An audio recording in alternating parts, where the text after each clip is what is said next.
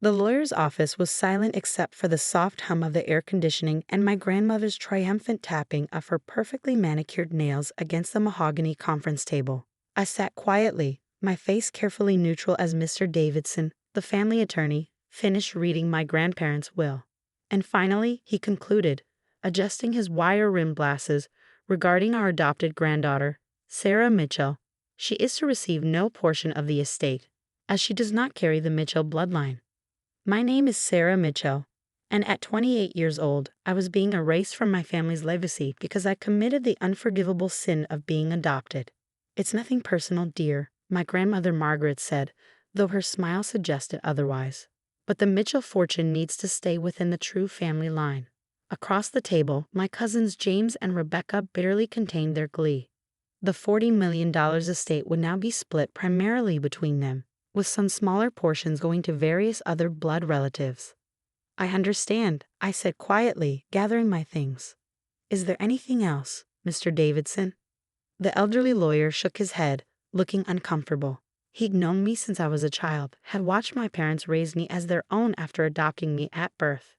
But now, with both my parents gone, killed in a car accident 3 years ago, there was no one left to fight for my place in the family. As I stood to leave, my grandmother's voice stopped me.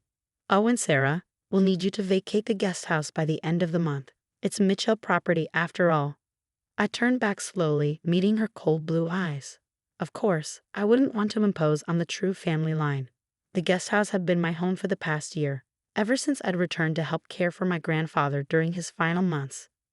Not that my grandmother had allowed me much contact with him.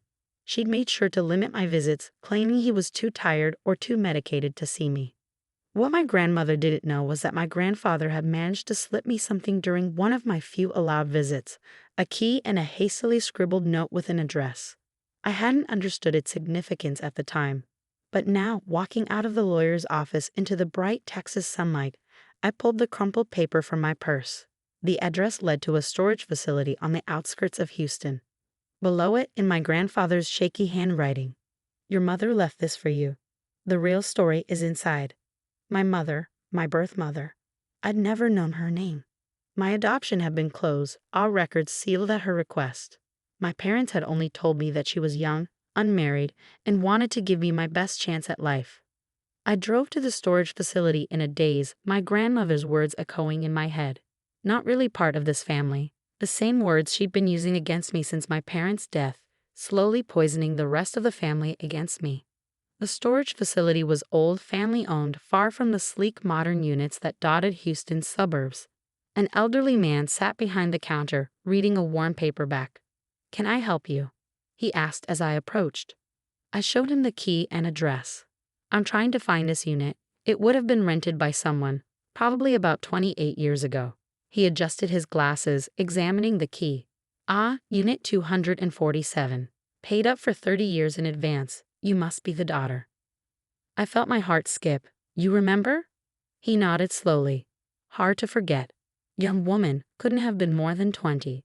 Paid cash for 3 decades of storage. Said her daughter would come one day with the key. That'd be you, I reckon?"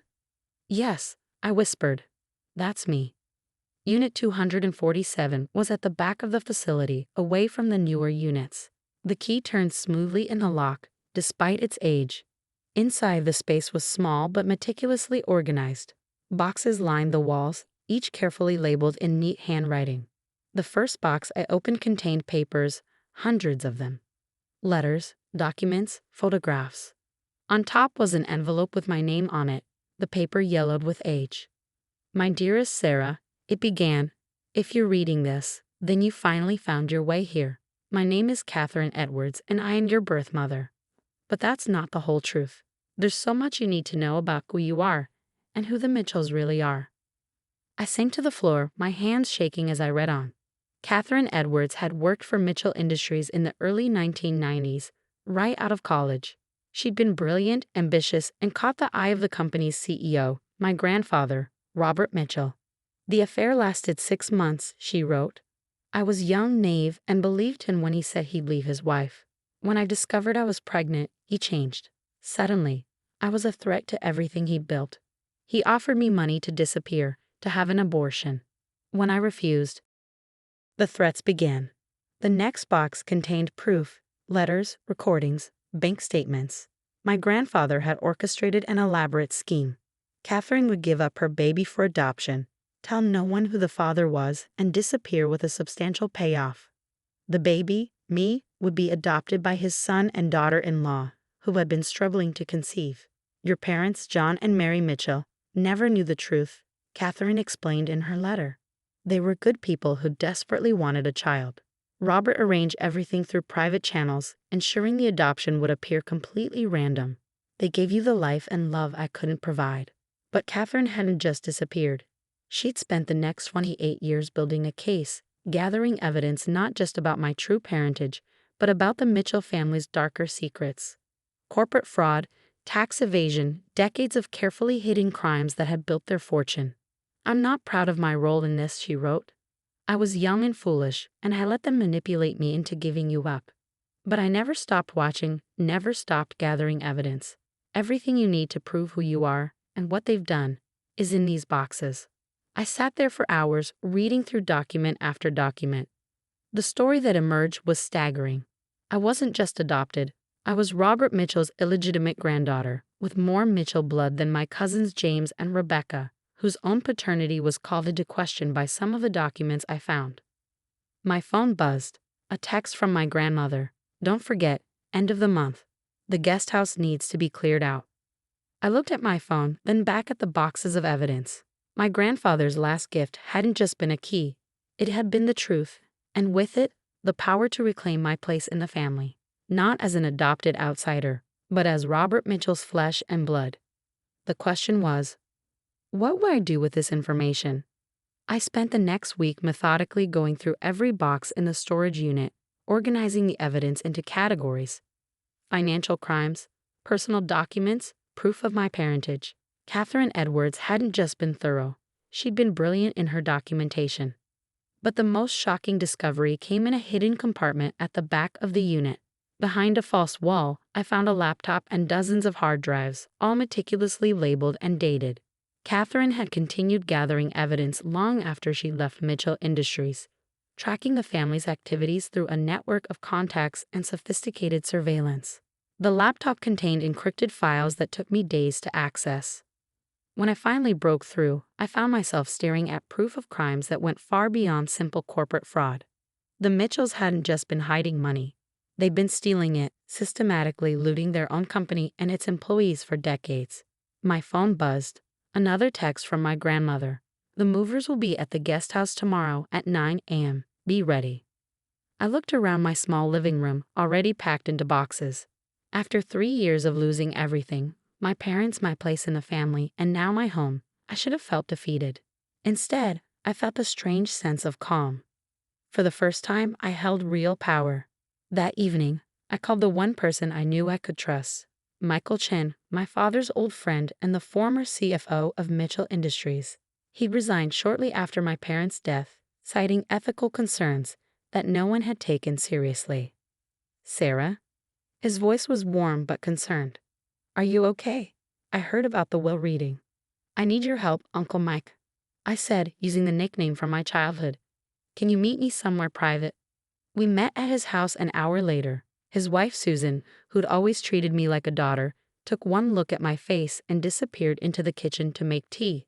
I spread out some of the key documents on their dining room table. Michael's eyes widened as he reviewed the evidence. My God, he whispered. I knew they were hiding something, but this, he looked up at me. Do you understand what you have here? I nodded, enough to destroy them.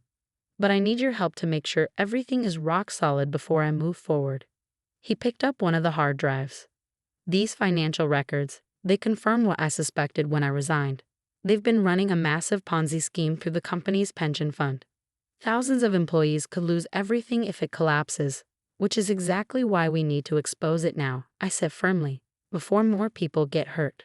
Over the next few days, Michael helped me organize and verify the evidence. We brought in a forensic accountant he trusted and a lawyer specializing in corporate fraud. Everything had to be perfect. The Mitchells wouldn't go down without a fight. Meanwhile, I moved out of the guest house as ordered, finding a small apartment nearby. My grandmother sent a triumphant email to the entire family announcing that the adopted outsider had finally been removed from Mitchell property. What she didn't know was that I spent my days in meetings with federal prosecutors, SEC investigators, and journalists, carefully building a case that would expose decades of Mitchell family crimes. The encrypted files on Catherine's laptop revealed an elaborate network of shell companies, offshore accounts, and fraudulent transactions.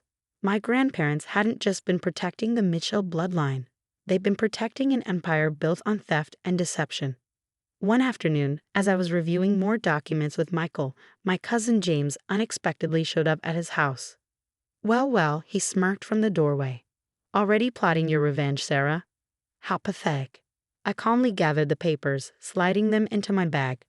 What do you want, James? Grandmother sent me to deliver a message. Back off, whatever you're planning. You're not going to win against us. I stood up slowly, meeting his gaze. And what exactly am I planning, James? His smirk faltered slightly. We know you're meeting with people, asking questions about family business. It stops now, or what? I stepped closer. You'll cut me out of the will. Take away my home. Oh wait, you've already done that. For a moment, uncertainty flickered across his face.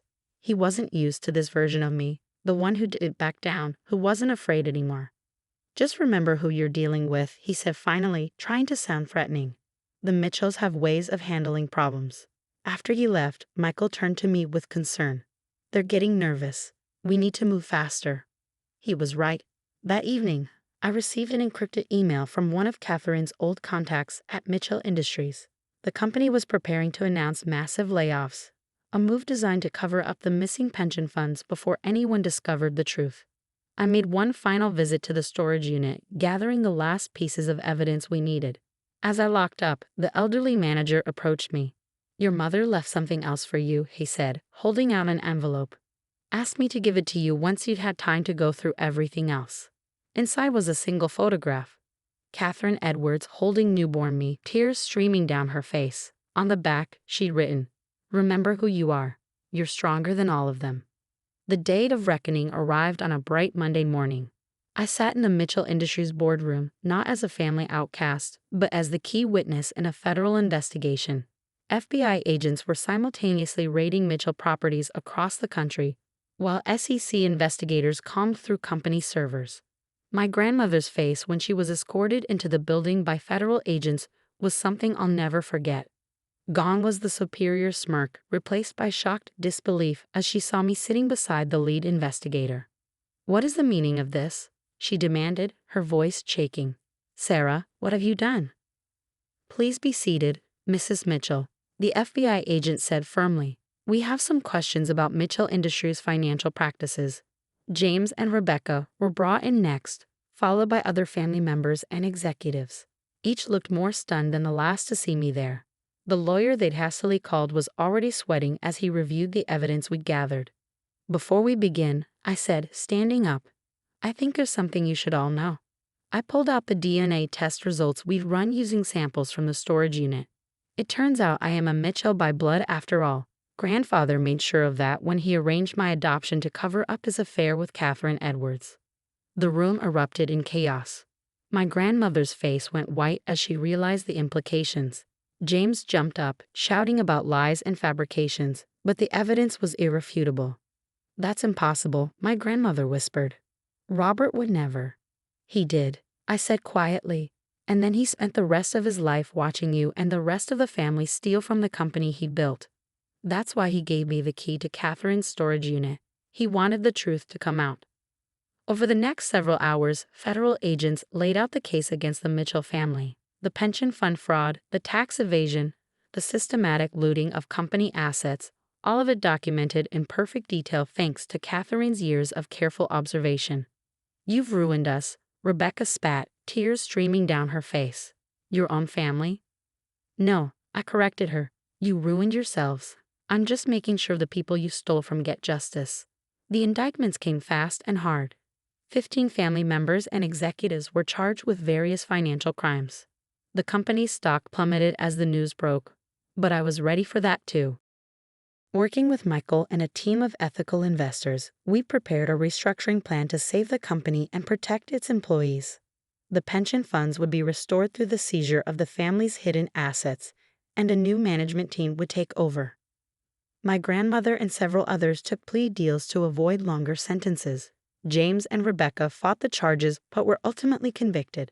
The Mitchell family empire, built on lies and theft, crumbled in a matter of weeks. As for me, a judge ruled that as Robert Mitchell's biological granddaughter and the whistleblower who exposed the fraud, I was entitled to a significant portion of the recovered assets. But I didn't want their money. Instead, I established a foundation to help the employees who'd been hurt by the family's crimes. 1 year later, I stood in the renovated Mitchell Industries lobby, now renamed Phoenix Technologies, watching employees arrive for work.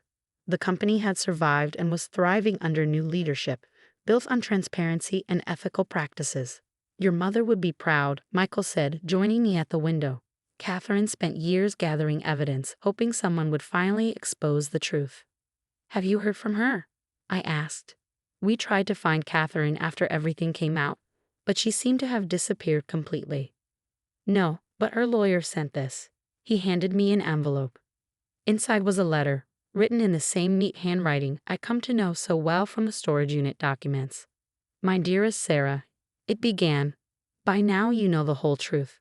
I'm sorry I couldn't be there to help you through this, but you needed to find your own strength to fight this battle your own way. I spent the last 28 years making sure you would have the weapons you needed when the time came. I'll never forgive myself for giving you up, but watching you from afar, seeing the woman you've become, I know I made the right choice in leaving you those files. You've done what I never could, brought justice to a family that thought they were above the law.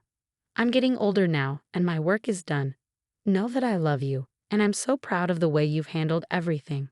You took down an empire not for revenge, but for justice. You're everything I hoped you would be and more. Your mother, Catherine." I folded the letter carefully, thinking about the long road that had led to this moment. The Mitchells had thought they could erase me, deny my existence, and steal with impunity. Instead, they'd brought about their own downfall. That evening, I visited the storage unit one last time. The elderly manager was still there, tending to his beloved facility. "Closing it out?" he asked as I turned in the key. "Yes," I smiled. "The truth is finally out. Thanks for keeping it safe all these years." He nodded sagely. "Your mother knew you'd come eventually. Said you had the look of someone who'd fight for what's right." As I drove home, I thought about family, not the one that had rejected me, but the one I'd built. Michael and Susan, who'd stood by me, the employees who'd trusted me to make things right, and Catherine, the mother I'd never known but who'd given me the tools to find justice. My phone buzzed. A text from Michael. "Board meeting tomorrow. Ready to keep changing the world?" I smiled, typing back a response. The Mitchells had thought blood was everything, that only their narrow definition of family mattered. They'd never understood that true legacy isn't about money or names. It's about doing what's right, no matter the cost. And in the end, the adopted daughter they tried to erase had become the one to save everything they'd nearly destroyed.